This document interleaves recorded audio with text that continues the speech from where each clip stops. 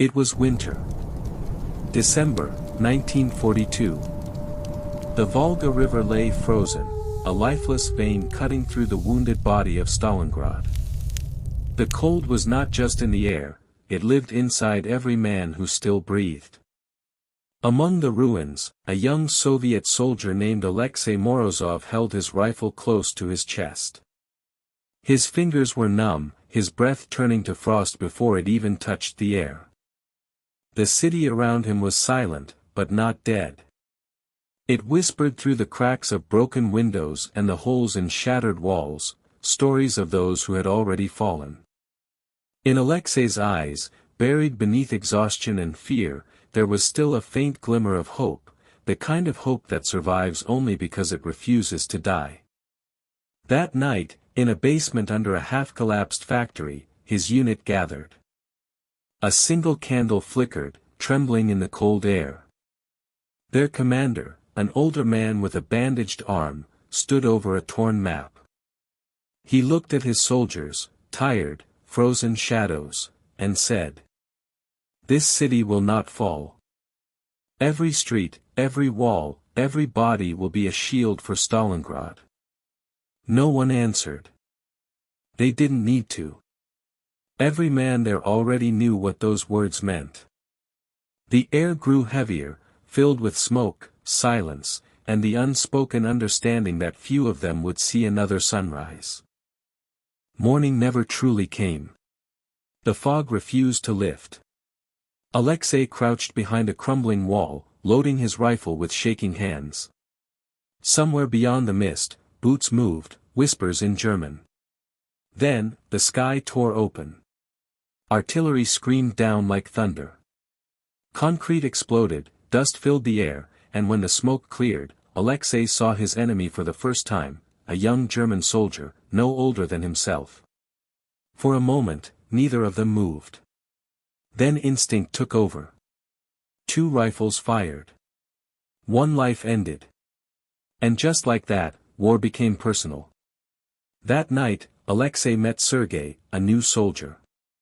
He was young, almost cheerful, though his eyes carried the weight of someone much older. From his pocket, he took a small photograph of a little girl smiling.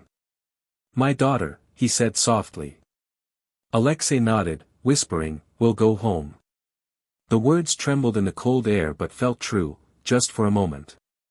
Around a dying fire, among the ruins of a broken city, 2 strangers became brothers. The next morning, Sergei was gone.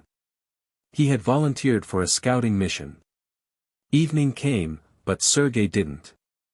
Alexei looked at the empty spot where his friend used to sit, a silent space filled with memory.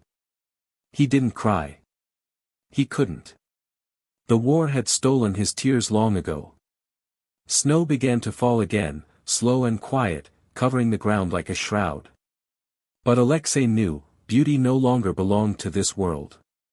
During a brief moment of silence, he found a torn piece of paper. He pulled out a pencil stub and began to write. "Dear Mother. I'm still alive. The city still stands. I can't promise I'll return, but please, remember me, not as a soldier, but as your son." Before he could finish, the sirens wailed again. He folded the paper and pressed it against his heart before running back into the smoke. The bombardment lasted 3 days.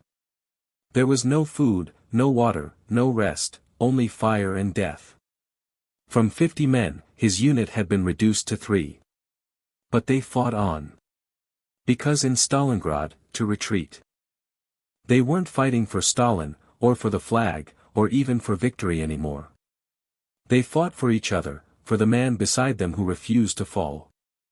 When Alexei awoke, he was in an underground hospital. The air was thick with smoke and blood. Doctors worked without speaking, their faces pale from exhaustion. Somewhere nearby, a child was crying, a civilian, lost in a war that spared no one. Alexei turned away. Every face was another story that would soon end. By January 1943, the cold had become merciless. The men were little more than bones wrapped in cloth. Their commander gathered the survivors and gave them one last order. You will not cross the Volga. You will not surrender. We hold this ground, or we die here. There were no cheers, no battle cries, only silence. Alexei smiled faintly. Perhaps death had already claimed him, and this was simply the waiting. When his turn came, he lifted a wounded comrade onto his back and began crossing the frozen Volga under enemy fire. The ice groaned beneath their feet. Bullets sparked across the surface. "Don't stop," the wounded man whispered. Alexei's legs burned, his lungs screamed, but he kept walking. Because even in hell, saving one life still meant something. By February, Stalingrad was no longer a city, it was a graveyard with walls. The streets were filled with the shadows of the dead. The windows stared like hollow eyes. And yet, somehow, the city still breathed. It was broken, bleeding, and burning, but alive. Because Stalingrad refused to die.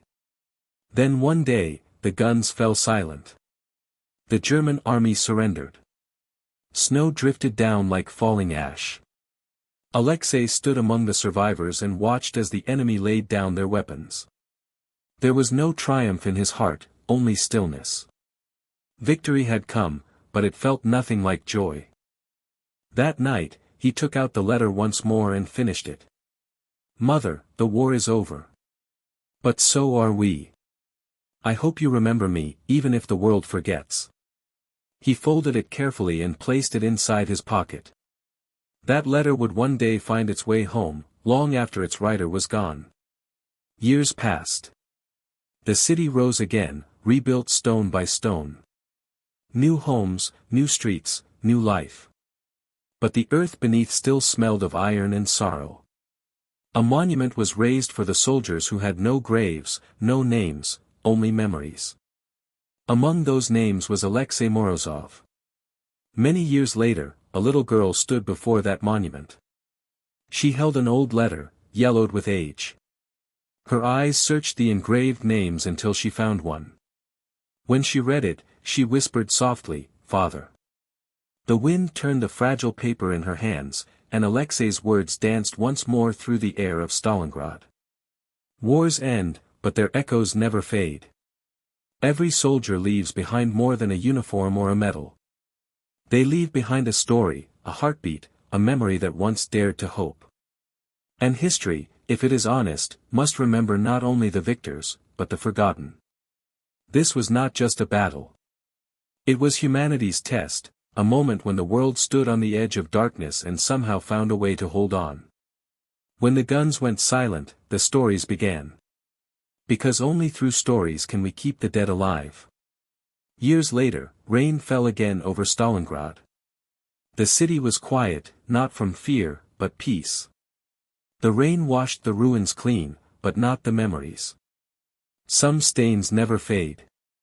At night, the stars returned. Perhaps one of them was Alexei. A flicker of light in a vast, endless sky. A soldier once, a memory now. A name carved in stone.